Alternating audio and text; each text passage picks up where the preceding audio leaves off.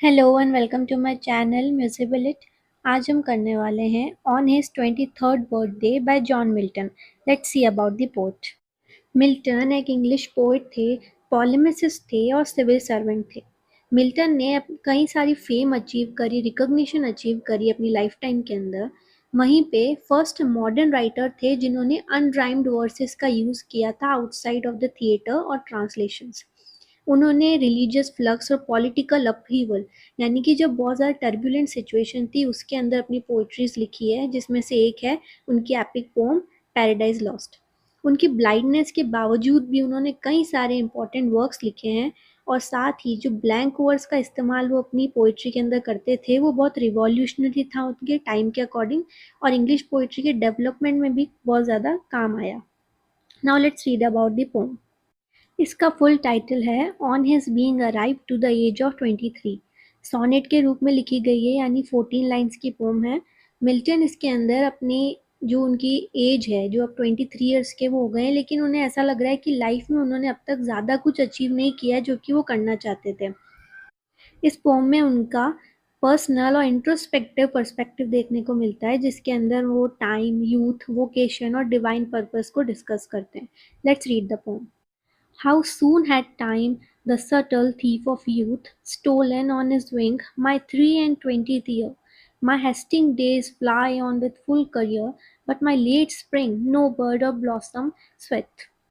अब यहाँ पे जो स्पीकर हैं वो लेमेंट कर रहे हैं, एक तरीके से दुख मना रहे हैं कि उनके जो 23 ईयर्स थे वो किस तरह से चले गए हैं इतनी जल्दी। और वो किसकी वजह से गए हैं? एक थीफ की वजह से। Thief of youth which is time. तो यहाँ टाइम को एक तरह से चोर बोला गया है कि जो सटली उनके ज़िंदगी से 23 साल चुरा के ले गए। My hasting days fly on with full career.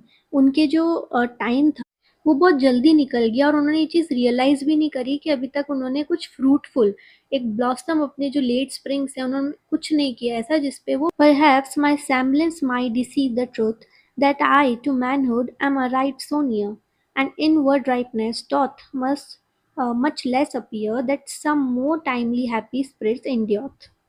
फिर वो बोलते हैं कि वो शायद सेम्बलेंस में, यानी रिजेम्बलेंस के अंदर पता नहीं चलता है कि वो अब एडल्ट होने वाले हैं, मैनहुड की तरफ जा रहे हैं। और उन्हें ये भी पता है कि उनके अंदर पोटेंशियल है, लेकिन उसके साथ ही वो इतने शायद इम्प्रेसिव नहीं है, प्रॉमिसिंग नहीं है जितना कि उनकी एज के बाकी लोग हैं और जितना वो सक्सेस पा चुके हैं। Yet be it less or more, or soon or slow, it shall be still and strictest measure even to that same lot, however mean or high, toward which time leads me, and the will of heaven।